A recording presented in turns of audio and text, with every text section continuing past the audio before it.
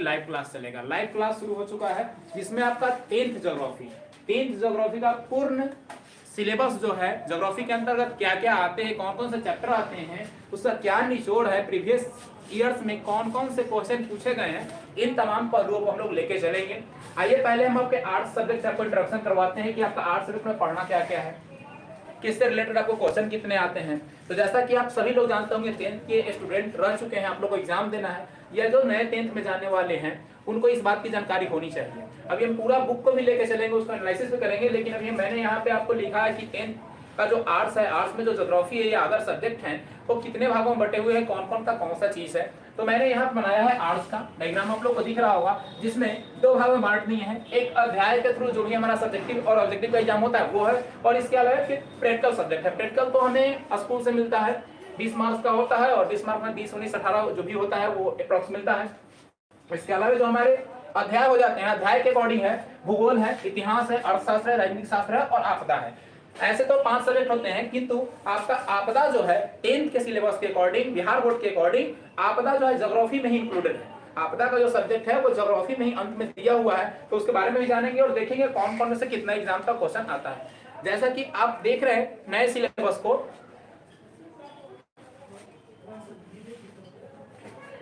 नए सिलेबस के अकॉर्डिंग आप देख रहे हैं कि अभी जो कोरोना काल जब से आया है तो आपका सिर्फ सिलेबस को दोगुना कर दिया है। यानी आप लोगों का 40 मार्क्स से जो ऑब्जेक्टिव होता था अब वो 80 मार्क्स का रहता है, जिसमें 40 ही आपको बनाना होते हैं।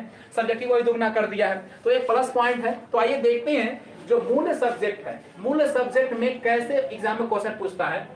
तो आपका भूगोल में 9 से लेकर 12 नंबर, देखिए एक क्वेश्चन आगे पीछे होता है, ऐसा नहीं कि हर साल का फिक्स होता है। किसी साल 9 भी पूछेगा, किसी साल 10 भी पूछता है, किसी साल 8 भी पूछ सकता है। तो ये अप्रॉक्स दिया गया है कि 9 से 12 क्वेश्चन ऑब्जेक्टिव में होते हैं। ऑब्जेक्टिव और सब्जेक्टिव दोनों को हम एनालिसिस करेंगे। सब्जेक्टिव में कितने नंबर का होता है, सब्जेक्टिव में भी लघु होते हैं, दीर्घ होते हैं, तो कैसे कैसे प्रश्न आते हैं, कितना क्वेश्चन एग्जाम में पूछता है, ये जानना सबसे पहले जरूरी है। क्योंकि आप स्टूडेंट हैं, आप पढ़ते हैं, अगर आपको सिलेबस का ही ज्ञान नहीं है कि कौन सा चैप्टर से कितने क्वेश्चन पूछते हैं, किस आधार पर क्वेश्चन पूछते हैं और बार बार रिपीटेड होते हैं कि नहीं होते हैं, तो फिर आप अच्छा नंबर नहीं ला सकते हैं। आप जो टारगेट सेट किए हैं वो आप अच्छे टारगेट को अचीव नहीं कर सकते हैं। तो आइए इस वीडियो को देख के और इस लाइव में जुड़ कर आप अपने नंबर को कैसे बढ़ा सकते हैं। 90 प्लस की मैं गारंटी देता हूं, अगर आप मेहनत करते हैं और उस अकॉर्डिंग आप पढ़े होंगे, आपके पास मटेरियल होगा, तो आप 90 प्लस बेशक ला सकते हैं। आसान है 90 प्लस आना। तो भूगोल में मैंने बताया कि 9 से 12 नंबर अप्रॉक्स ऑब्जेक्टिव पूछता है। इसके अलावा इतिहास में भी वही अप्रॉक्स होता है, 9 से 12, 10 भी हो सकता है, 11 भी हो सकता है, 12 भी हो सकता है, 8 भी हो सकता है, मतलब अप्रॉक्स वही 8-9 के आसपास, 10 के आसपास पूछता है हर एक साल। अर्थशास्त्र में, इकोनॉमिक्स में जो 6 से 9 क्वेश्चन पूछता है, जिसमें 6, 7, 8, 9 अप्रॉक्स में कोई पूछ सकता है। अलग अलग साल का अलग अलग देखा गया है, किसी साल 9 भी पूछा है, किसी साल 8 भी पूछा है, तो अप्रॉक्स वही पूछता है। राजनीतिक शास्त्र में 7 से 10 क्वेश्चन देखे गए हैं। ये ऑब्जेक्टिव की बात हम कर रहे हैं, ये ऑब्जेक्टिव की बात कर रहे हैं। ऑब्जेक्टिव में ऐसे पूछता है, आपदा प्रबंधन से 3 से 4 क्वेश्चन होते हैं। आपदा से ऑब्जेक्टिव में प्रत्येक साल देखे गए हैं कि 3 से 4 क्वेश्चन ही होते हैं। ये आपका हो गया ऑब्जेक्टिव का सिलेबस। ऑब्जेक्टिव में एक बुक से इतना क्वेश्चन आपको पूछता है। इतिहास में इतने पूछते हैं, ज्योग्राफी में इतने पूछते हैं, इकोनॉमिक्स में इतने पूछते हैं, सोशल साइंस में इतने पूछते हैं। अब आते हैं हम लोग सब्जेक्टिव पे। सब्जेक्टिव को आपका सिलेबस में दो तरह से बांट दिया गया है। एक आपका है लघु और एक दीर्घ। लघु ये क्वेश्चन कैसे पूछते हैं, देखिए लघु ये क्वेश्चन पूछते हैं जो आपको जवाब देना होता है। 3 क्वेश्चन होता था, आपको जवाब देना पड़ता था 2 का, है ना। लेकिन इस बार से क्या हुआ, सीधे दोगुना कर दिया है। सीधे सारे के सारे क्वेश्चन को क्या कर दिया है, दोगुना कर दिया है। यानी 3 क्वेश्चन को आपको जवाब देना है जो कि 2 मार्क्स का होता है। 3 क्वेश्चन का जवाब देना है 6 क्वेश्चन में, जो कि एक क्वेश्चन 2 मार्क्स के होते हैं। तो आपका 6 मार्क्स का हो गया। 3 मार्क्स और 2 क्वेश्चन का जवाब देना होता है। 2 मार्क्स का 3 क्वेश्चन, 2 मार्क्स का 3 क्वेश्चन इसमें जवाब देना होता है। सब में आपका भूगोल में भी, इतिहास में भी, आपको अर्थशास्त्र में भी, राजनीतिक शास्त्र में भी ये 3 क्वेश्चन का जवाब देना होता है। 2 मार्क्स के 1 क्वेश्चन होते हैं, तो सब में 6-6 नंबर का हो गया। इसके अलावा आपदा से क्वेश्चन आते हैं जो कि 2 मार्क्स के होते हैं और 2 ही क्वेश्चन का जवाब देना होता है। आपदा में 2 ही प्रश्न का जवाब देना होता है, जो कि ये सब लघु के होते हैं। दीर्घ में क्या होता है, 2 प्रश्न पूछे जाते हैं, अथवा में आते हैं, आप लोग देखे होंगे। अथवा में क्वेश्चन दिए जाते हैं जिसमें 2 क्वेश्चन होते हैं, जिसमें से 1 प्रश्न का जवाब आपको देना होता है। अभी क्या किया है नया सिलेबस में, 2 दे दिया है सब्जेक्टिव और एक मतलब 2 दीर्घ में दे दिया है और एक अथवा में दे दिया, यानी 3 क्वेश्चन देते हैं जिसमें से आपको एक ही का जवाब देना होता है। ये प्लस पॉइंट है आपके लिए। तो पहले वाले सिलेबस में 2 क्वेश्चन होते थे जिसमें से 1 का जवाब देना होता था। अभी जो आप इस बार भी 2023 का भी जो पाठ्यक्रम है वो पहले वाले 20 और 21 वाले ही सिलेबस पे है, तो उसमें भी यही होगा। 3 प्रश्न होंगे दीर्घ में जिसमें से आपको 1 का जवाब देना है। लघु में आपके 6 प्रश्न होंगे जिसमें से आपको 3 का जवाब देना है। तो ये था आपका सिलेबस कि ऐसे ऐसे एग्जाम में क्वेश्चन पूछे जाते हैं। अब देखते हैं कि जो ज्योग्राफी, आज जैसे मैंने बताया था कि आज आपका जो चलेगा लाइव डेमो जो चलेगा वो सिर्फ ज्योग्राफी का चलेगा, फिर हम लोग डेट चेक करेंगे और फिर इतिहास का, है ना, फिर पोल साइंस का, फिर अर्थव्यवस्था का, सबका चलेगा। तो आज हम लोग देखते हैं आगे कौन कौन सा चैप्टर है जो आपके ज्योग्राफी में जो आपको पढ़ना है, जो आपको पढ़ना है, आपके लिए बहुत जरूरी है। देखिए जो ज्योग्राफी है, ज्योग्राफी को 2 खंडों में बांट दिया गया है। 2 खंडों में क्या बांटा गया है? एक आपका दिया है खंड ए में जो चैप्टर है जो आपदा से अलग चैप्टर है, जिसमें आपदा के बारे में इंक्लूडेड नहीं किया गया है, लेकिन अलग जो बी खंड में रखा गया है उसमें सिर्फ आपदा प्रबंधन को रखा गया है। ऐसे आपदा डिजास्टर मैनेजमेंट तो अलग होता है, लेकिन एक में क्या किया, एक बुक में ही सबको इंक्लूड कर दिया है। तो आइए देखते हैं पहला जो चैप्टर है, पहला का नाम है भारत के संसाधन एवं उनका उपयोग, यानी भारत में कौन कौन से संसाधन पाए जाते हैं, उन संसाधन का उपयोग हम कैसे कर सकते हैं। उन संसाधनों में अलग अलग चैप्टर बांट दिया, क ख ग करके 5 चैप्टर और इंक्लूड किए गए हैं, जिसमें प्राकृतिक संसाधन के बारे में दिया गया है। तो प्राकृतिक संसाधन के बारे में हम चर्चा करेंगे, हर एक चैप्टर की हम चर्चा करेंगे। जल संसाधन है, ख में, ग में हो गया वन और वन्य प्राणी के बारे में, घ में हो गया खनिज संसाधन और अंग में हो गया शक्ति संसाधन, जो कि इकाई 1 के तहत आते हैं। ज्योग्राफी में इकाई 1 के तहत इतने चैप्टर हैं जो कि बहुत महत्वपूर्ण हैं। आप किसी भी, अभी हम एनालिसिस करवाएंगे आपको प्रीवियस ईयर का क्वेश्चन, देखेंगे कैसे क्वेश्चन पूछता है इन चैप्टरों से। बहुत महत्वपूर्ण चैप्टर है प्राकृतिक संसाधन, संसाधन और उसका उपयोग बहुत इंपॉर्टेंट है, इकाई 1। अब देखते हैं इकाई 2 में कृषि है। देखिए इसमें क्या किया, आपको कृषि तो यहाँ दिया है, तो यहाँ कृषि में क्या किया, पूरे के पूरे भारत और कृषि को इंक्लूड कर दिया है। और एक अलग चैप्टर, हमारा बिहार बोर्ड है तो बिहार के सिलेबस को एक अलग से दर्जा दिया गया है और बिहार का एक अलग इकाई बना दिया है, जिसमें बिहार कृषि और वन्य संसाधन के बारे में आप लोगों को पढ़ना है। यानी यहाँ जो पढ़ना है कृषि का अंतर्गत, ये पूरे भारत को लेकर पढ़ना है, हमें सिर्फ बिहार को लेकर नहीं पढ़ना है, पूरे ऑल ओवर इंडिया को लेकर पढ़ना है। लेकिन बिहार बोर्ड के सिलेबस को आप पढ़ रहे हैं और बिहार बोर्ड का एग्जाम आपको देना है, इसलिए बिहार बोर्ड के सिलेबस में एक चैप्टर अलग कर दिया जो कि इसमें बिहार के बारे में ही वर्णन किया है। उसके आगे हम लोग देखेंगे निर्माण उद्योग, है ना, फैक्ट्री वगैरह के बारे में, कौन सा खनिज है, क्या है, इन तमाम चीजों के बारे में हम लोग इसमें चर्चा करेंगे। उसके बाद यातायात के लिए परिवहन और संचार व्यापार, कैसे हम लोग किसी वस्तु को एक्सपोर्ट इंपोर्ट कर सकते हैं, कैसे व्यापार कर सकते हैं, कैसे एक जगह से दूसरे जगह हम लोग संचार के माध्यम से एक चीज से दूसरी चीजों को आसानी से जोड़ सकते हैं, इन चीजों के बारे में हम लोग परिवहन में चर्चा करेंगे। तो आपका इकाई 1 भी इंपॉर्टेंट है, इकाई 2 भी इंपॉर्टेंट है, इकाई 3 भी इंपॉर्टेंट है और फिर इकाई 5 भी इंपॉर्टेंट है, बहुत ज्यादा आपका, जिसमें बिहार से रिलेटेड है। आप कॉम्पिटिटिव के एग्जाम में बैठते हैं तो यही सब चीजें पूछती हैं, चाहे आप सिविल सर्विस में बीपीएससी में बैठिए, यूपीएससी में बैठिए, दरोगा बैठिए, इसी सब सिलेबस से डीप क्वेश्चन पूछता है जो कि एग्जाम में आता है। अब हम लोग पढ़े हुए रहते हैं तो हम लोग को आसानी होती है, नहीं पढ़े रहिएगा तो मुश्किल रहेगा, उसमें फिर आपको यही चीजें पढ़ना पड़ेगा जब आप तैयारी कीजिएगा। तो बिहार से रिलेटेड में आपका आ जाएगा खनिज और ऊर्जा संसाधन, खनिज के बारे में और ऊर्जा संसाधन के बारे में, खनन करके जो प्राप्त करते हैं, जो हमारे पास ऊर्जा है, ऊर्जा नवीकरणीय के बारे में लोग पढ़ेंगे, है ना, ये सब चीजें देखेंगे। इसके बाद उद्योग और परिवहन के बारे में पढ़ेंगे, तो कि इसमें भी अलग अलग बांट दिया गया। जैसे इकाई 1 में देखिए आप क ख ग घ अलग अलग दिया गया था, वैसे इसमें भी क ख ग 3 अलग अलग चैप्टर दिए गए हैं, जिसमें पहला में खनिज और ऊर्जा संसाधन है, दूसरे में रखा गया उद्योग और परिवहन को, तीसरा में रखा गया जनसंख्या और नवीकरण को। ये सभी आएंगे बिहार कृषि एवं वन्य संसाधन के तहत। बहुत महत्वपूर्ण चैप्टर ये भी हो जाता है क्योंकि बिहार के सिलेबस से है और बिहार बोर्ड का एग्जाम देना है, तो इसमें से क्वेश्चन बहुत अच्छा आता है। आगे हम लोग देखेंगे। फिर मानचित्र का अध्ययन के बारे में आएगा, जब चैप्टर हम बताएंगे चैप्टर वाइज, तो मानचित्र के अध्ययन बताएंगे। कुछ गिना चुना क्वेश्चन ही है जो मानचित्र से जो एक आध क्वेश्चन पूछ देता है, तो उसके बारे में लोग चर्चा करेंगे। इसके बाद अब खंड ख में आ जाते हैं। खंड ख में आपका है इसमें आपदा प्रबंधन। मैंने बताया था कि आपदा आपके बुक में एक ही साथ इंक्लूड है, ज्योग्राफी के बुक में ही आपदा है, तो इसमें आपका पहला आपदा का इकाई जो हो जाता है वो है प्राकृतिक आपदा। एक परिचय, आपदा क्या है, प्राकृतिक आपदा क्या है, उसके बारे में इंट्रोडक्शन चाहिए है। दूसरा है प्राकृतिक आपदा है, हम उसके प्रबंधन करेंगे। फिर तीसरा जो चैप्टर है उसमें प्राकृतिक आपदा में भूकंप और सुनामी के बारे में चर्चा करना है। भूकंप क्या है, सुनामी क्या है, कैसे आती है, इन सब चीजों के बारे में चर्चा करना है। चौथा जो है जीवन रक्षा का आकस्मिक प्रबंधन है, यानी जीवन की रक्षा कैसे करेंगे, आकस्मिक प्रबंधन, अकस्मात कोई घटना घटती है तो उसका प्रबंधन कैसे करेंगे, आएंगे तो चर्चा करेंगे इस पे।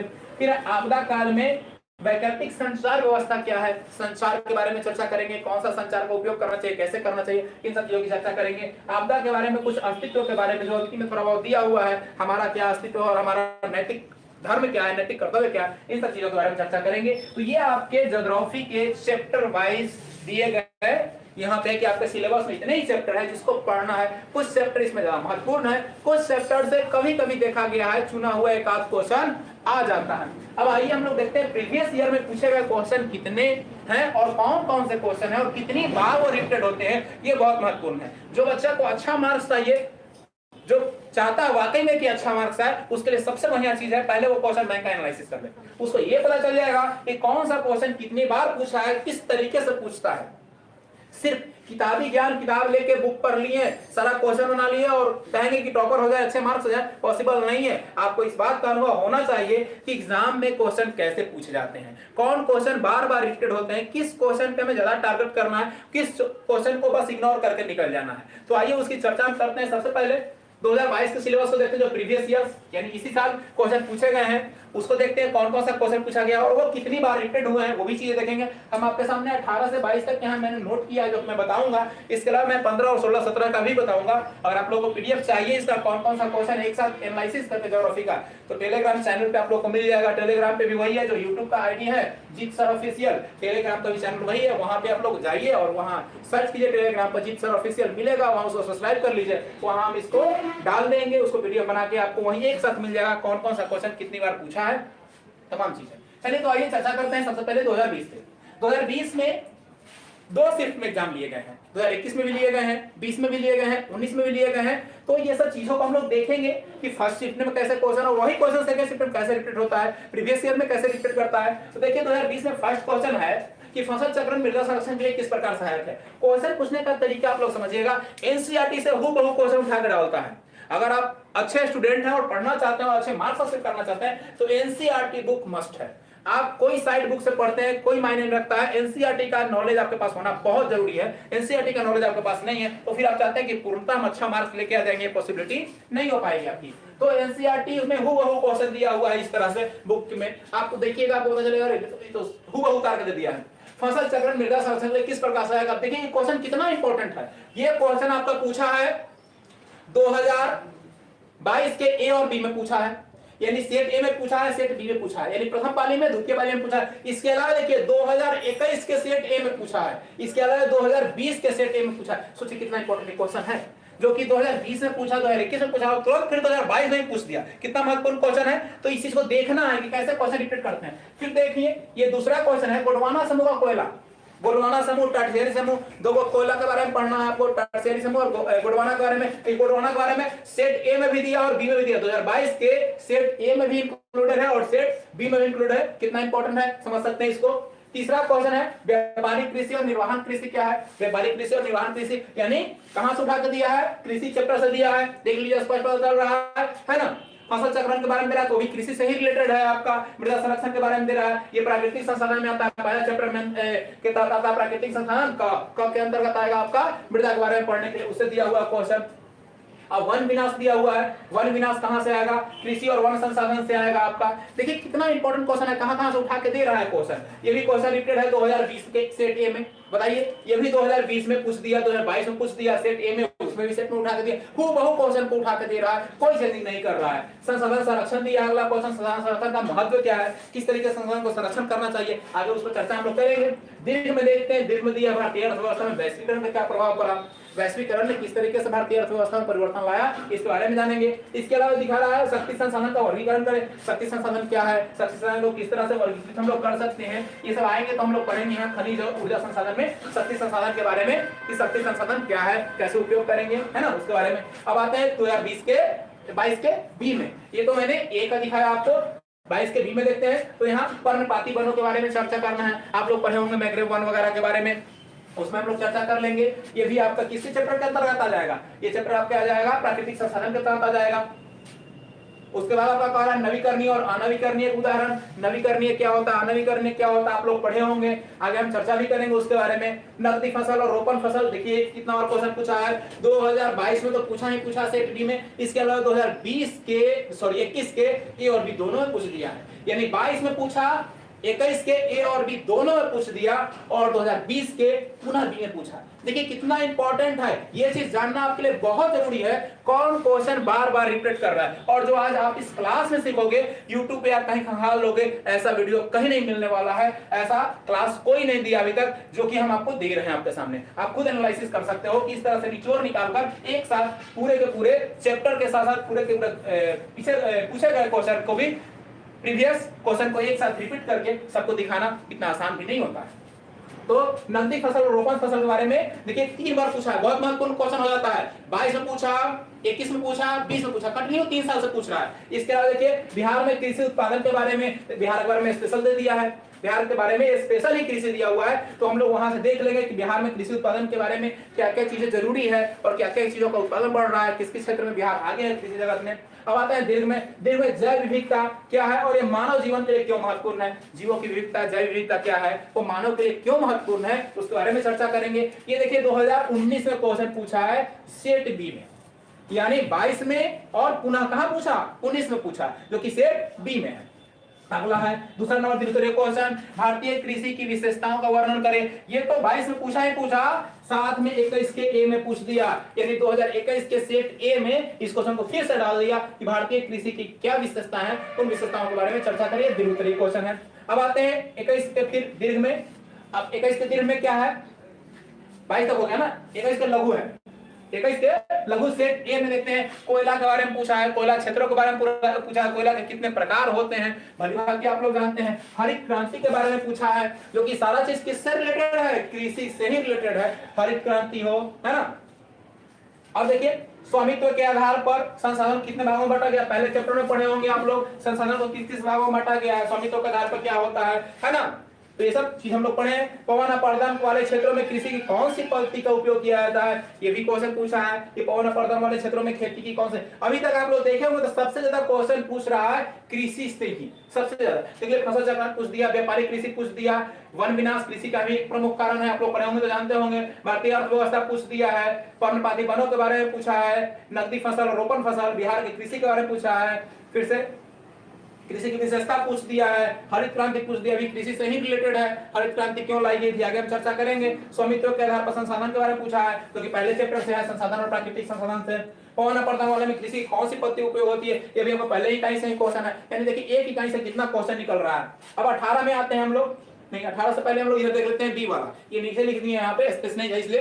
तो 21 का हम लोग देख लिए ए को, अब 21 को देख लेते हैं हम लोग बी को। 21 के बी में क्या कह रहा है, कह रहा है परंपरागत एवं गैर परंपरागत ऊर्जा स्रोत से कहां, यानी ऊर्जा से पूछ रहा है। ऊर्जा कहां है आपको पढ़ने के लिए, देख लीजिए इधर कहां पढ़ना भाई, खनिज और ऊर्जा संसाधन पढ़ना है, जो कि बिहार से रिलेटेड में ही पूछा गया है कम है, यानी ये भी इंपॉर्टेंट बन जाता है। इसके अलावा खनिज कितने प्रकार के होते हैं, इसी चैप्टर से देखिए खनिज भी है, खनिज भी इसी से, खनिज और ऊर्जा संसाधन, यानी दोनों क्वेश्चन एक चैप्टर से डाल दिया यहाँ पे। इसके अलावा फिर कह रहा है कि नदी प्रदूषण के क्या कारण है, नदी प्रदूषण के क्या कारण है, जो कि आपका वन्य जीव वगैरह नदी वगैरह में आ जाएगा, जो कि जल संसाधन के तहत नदी आ जाएगा इसमें, है ना, जो कि इकाई 1 से पूछा है। और ये क्वेश्चन 2020 में सेट ए ने पुनः रिपीट कर दिया, यानी सेट ए के अंतर्गत पुनः डाल दिया है इसी क्वेश्चन को।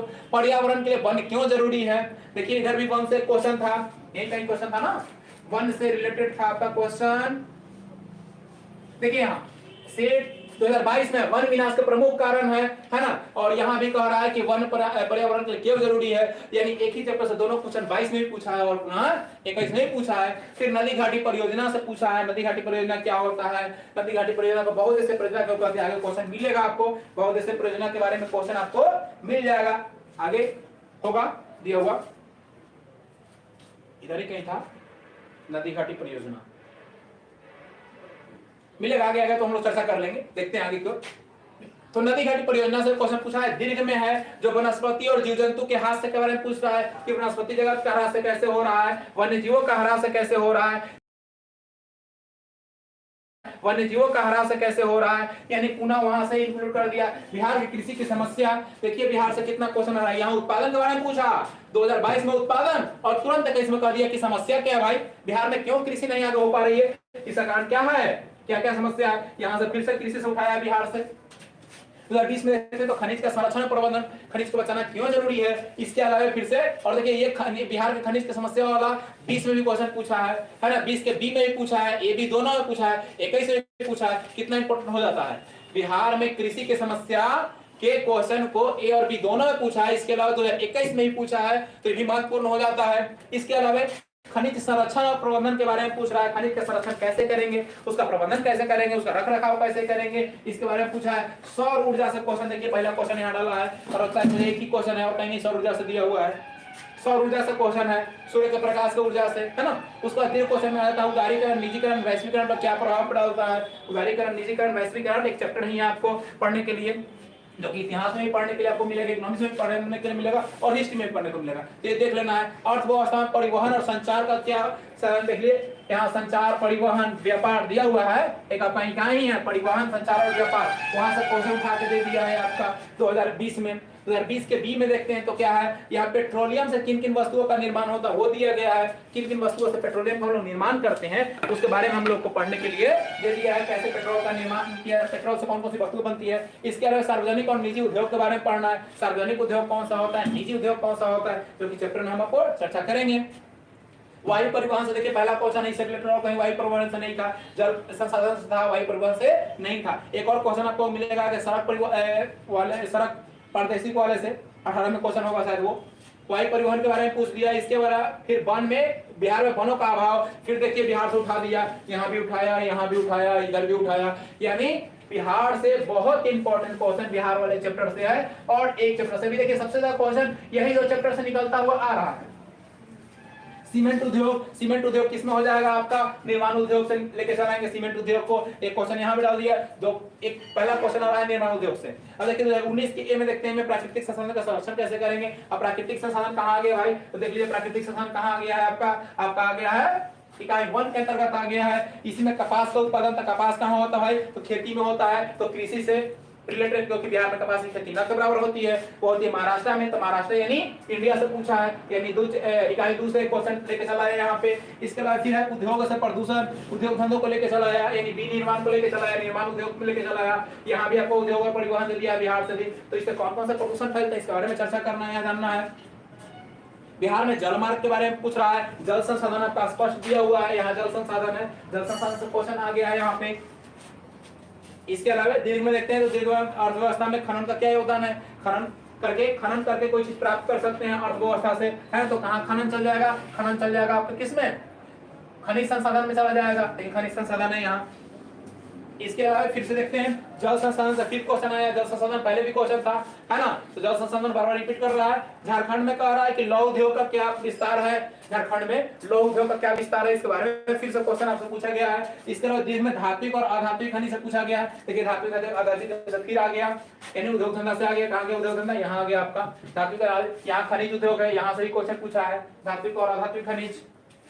अब आते हैं 18 में, 18 यहाँ है। 18 में देखिए पहली बार क्वेश्चन पूछा है नदी डेल्टा, नदी डेल्टा के बारे में ऑब्जेक्टिव में सबसे ज्यादा पूछता है कि कौन सी नदी डेल्टा का निर्माण करती है, तो देखिए यहाँ सब्जेक्टिव में भी तो दिया है नदी डेल्टा के बारे में। चिपको आंदोलन से क्वेश्चन दे रहा है, सड़क की प्रादेशिक विस्तार के बारे में दे रहा है। देखिए वायुयान से एक क्वेश्चन मिला है, वायु परिवहन का मिला है 2020 में मिला है, और सड़क परिवहन से एक क्वेश्चन मिला है आपका 2018 में, यानी वायु परिवहन और सड़क परिवहन भी इंपॉर्टेंट है, इससे भी क्वेश्चन आते हैं, लेकिन उससे ज्यादा कहीं जल के बारे में ज्यादा जल संसाधन से ज्यादा क्वेश्चन आया है।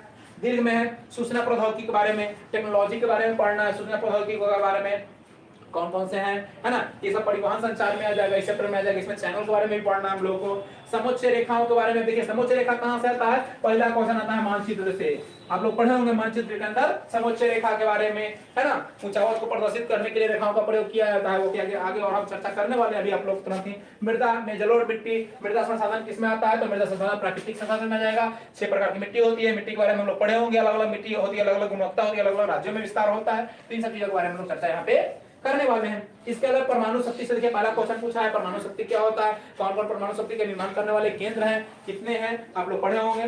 तब नदी घाटी परियोजना क्या है, देखिए मैंने अभी बोला था ना कि नदी घाटी परियोजना से आई बहुत ऐसे परियोजना, देखिए नदी घाटी परियोजना यहाँ भी पूछा है और यहाँ भी पूछा है, यानी 2018 में पूछा और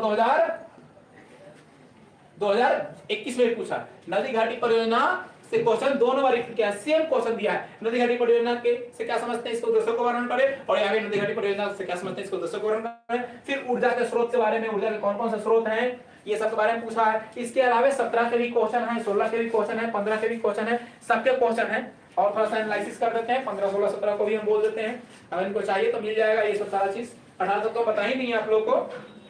17 में देखिए जल संसाधन से आप क्या समझते हैं, खनिज के आर्थिक महत्व क्या होते हैं, इसके अलावा पेट्रोलियम से किन किन वस्तुओं का, देखिए पेट्रोलियम से पहले पूछ चुका है किन किन वस्तुओं का निर्माण होता है, और पूरा रिपीट कर रहा है, यानी दोबारा फिर से वही सेम क्वेश्चन, कोई लैंग्वेज में परिवर्तन नहीं करता है, हूबहू दे देता है कि हम देखिए पेट्रोलियम से किन किन वस्तुओं का निर्माण होता है, 2020 में भी पूछा और 2017 में भी पूछ दिया, यानी दोबारा उसको लेके चला आया।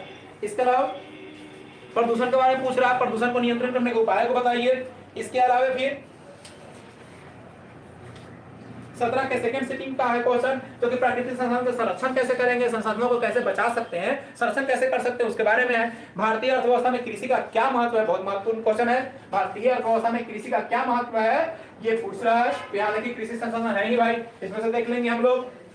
इसके अलावा जल और मिट्टी, देखिए यहाँ भी मिट्टी में पूछा है, जल और मिट्टी, यानी 2018 और 2017 रिपीट कर दिया।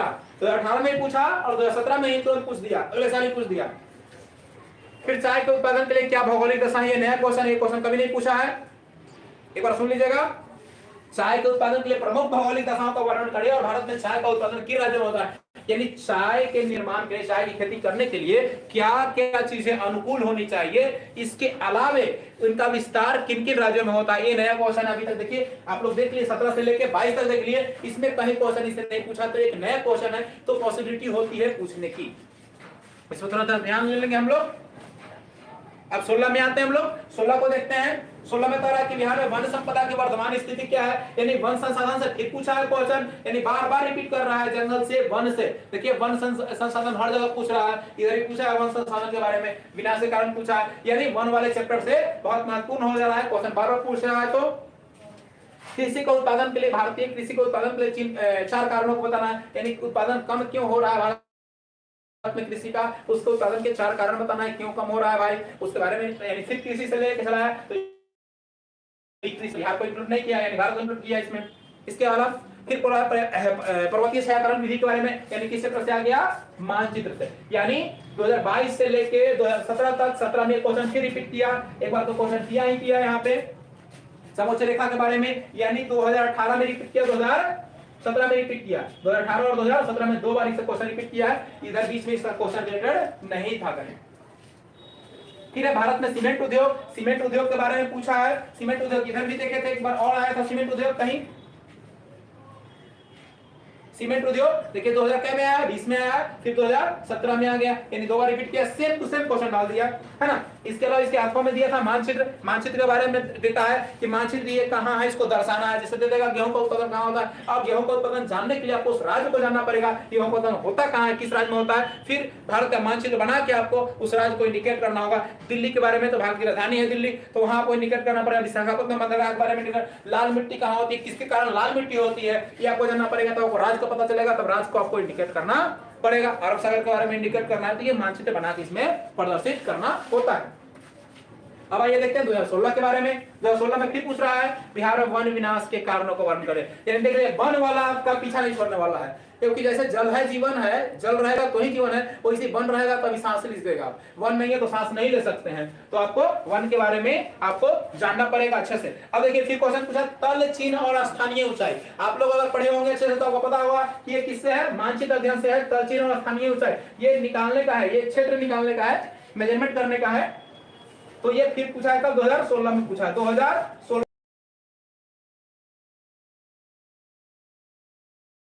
क्योंकि आप लोग मरिएगा तो मरने के बाद क्या कीजिएगा, भूमि को उपजाऊ बनाइएगा, है ना। कारण भारतीय अर्थव्यवस्था में उद्योग का योगदान क्या है, यानी फिर भारतीय अर्थव्यवस्था से, अर्थव्यवस्था में देखिए यहाँ परिवहन से पूछा था, अब उद्योग से पूछा कि भारतीय अर्थव्यवस्था में उद्योग का क्या योगदान है, उद्योग धंधे किस तरह से भारतीय अर्थव्यवस्था को मजबूत कर रहे हैं, इससे रिलेटेड क्वेश्चन पूछा आपका 16 में। फिर वही एक मानचित्र में प्रदर्शित करना है रानीगंज को, अंकलेश्वर को, बरौनी को, कलपक्कम को, सुंदरवन को, यानी यहाँ इन सब चीजों को आपको प्रदर्शित करना है मानचित्र में। अब 2015 में क्वेश्चन पूछा है समुच्च रेखा से क्या समझते हैं। देखिए इससे रिलेटेड एक क्वेश्चन था आपका, क्या क्वेश्चन था मैं बता रहा हूं, समुच्च रेखा, इससे थोड़ा सा रिलेटेड क्या था, पवन अपर्दन वाले क्षेत्रों में पट्टिका कृषि का प्रयोग हम लोग करते हैं ना, उसी चैप्टर से, उसी के बगल में भी आंसर है, यानी उसी से रिलेटेड पुनः ये पूछ दिया, पुनः ये पूछा है, तो उसको भी देखना बहुत जरूरी है। फिर सौर ऊर्जा उत्पादन, देखिए सौर ऊर्जा से क्वेश्चन था, दोबारा इसको रिपीट किया है, सौर ऊर्जा को, कहाँ है सौर ऊर्जा, सौर ऊर्जा देखिए यहाँ है, सौर ऊर्जा 2015 में फिर पूछ दिया, 2015 में, यानी 2015 वाला क्वेश्चन रिपीट किया 2020 में, है ना। इसके अलावा चाय का उत्पादन, अभी बताया था चाय का उत्पादन होला, चाय का उत्पादन 17 में पूछा और फिर से पूछ दिया 15 में, ये भी क्वेश्चन रिपीटेड है। फिर एक मानचित्र पर प्रदर्शित करना है गेहूं की खेती वाला, सेम टू सेम क्वेश्चन दे दिया है ये।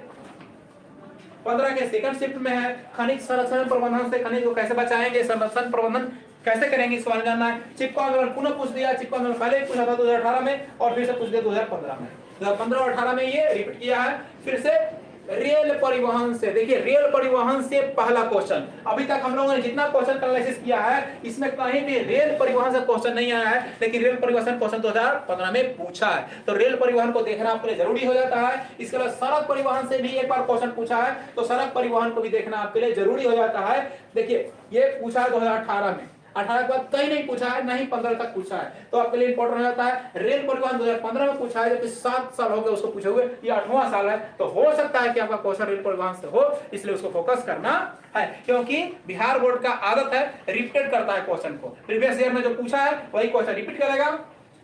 फिर सूती उद्योग से अभी तक हम लोगों ने जितना पढ़ा इसमें कहीं देखिए सूती वस्त्र उद्योग से कहीं नहीं था, ये भी क्वेश्चन इंपॉर्टेंट बनता है, क्योंकि ये क्वेश्चन नहीं पूछा है, 2015 में पूछा है, उसके बाद नहीं पूछा है, तो हो सकता है प्रीवियस ईयर से उठा के इसको हूबहू डाल दे कि भारत में सूती वस्त्र के उद्योग का विस्तार का वर्णन करें, कहां कहां पाया था, कब इसकी स्थापना हुई। फिर अथवा में भी आपका देगा कुछ क्वेश्चन, तो जो क्वेश्चन आपको आता है वो क्वेश्चन आपको उसमें अटेम्प्ट करना है। ये था आपका 2022 से लेकर 2015 तक का रिपीट क्वेश्चन, जो कि मैंने आपको बताया।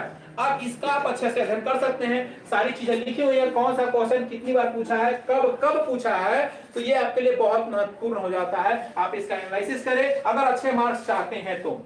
ये मायने नहीं रखता कि आप कितना पढ़ते हैं, मायने ये रखता है कि आप किस तरीके से पढ़ते हैं।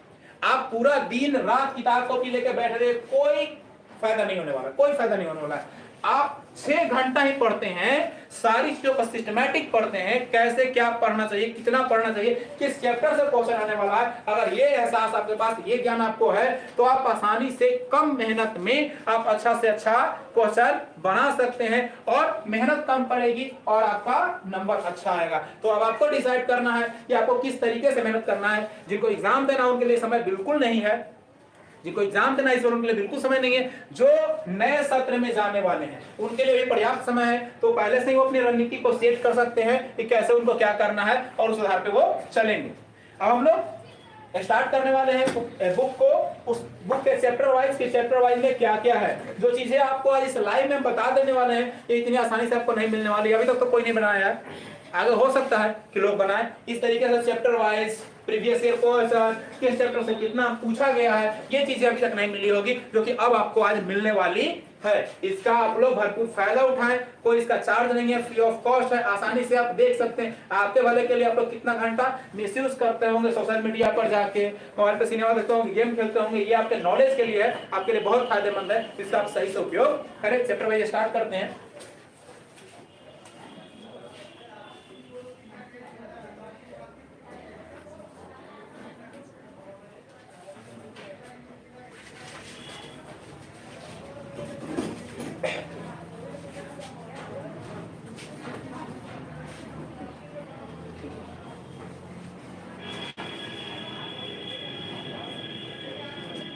जैसा कि मैंने बताया था आप लोगों को कि पहला चैप्टर इकाई, जो पहला इकाई है, जो बहुत महत्वपूर्ण है, आप लोगों ने जैसा देखा भी पहला इकाई, उसके अलावा आपका ये इकाई 5 जो कि बिहार से कृषि और वन संसाधन के लिए कितना इंपॉर्टेंट क्वेश्चन है, तो आप लोग सारे लोग पढ़े हुए हैं। मैं बस आपको टॉपिक को हाईलाइट करते चल रहा हूँ, कुछ चीजों के बारे में थोड़ा सा आपको बताते चल रहा हूँ, क्योंकि पढ़ी हुई चीज है। अगर मैं एक चैप्टर को जैसे मैं पढ़ाता हूँ, अगर वैसे मैं चैप्टर वाइज पढ़ाऊं, तो हो सकता है कि 10 घंटा लगे इस पूरे के पूरे चीज को खत्म करने, पूरे चैप्टर वाइज में बताने में 10 घंटा ना आप समय दे सकते हो ना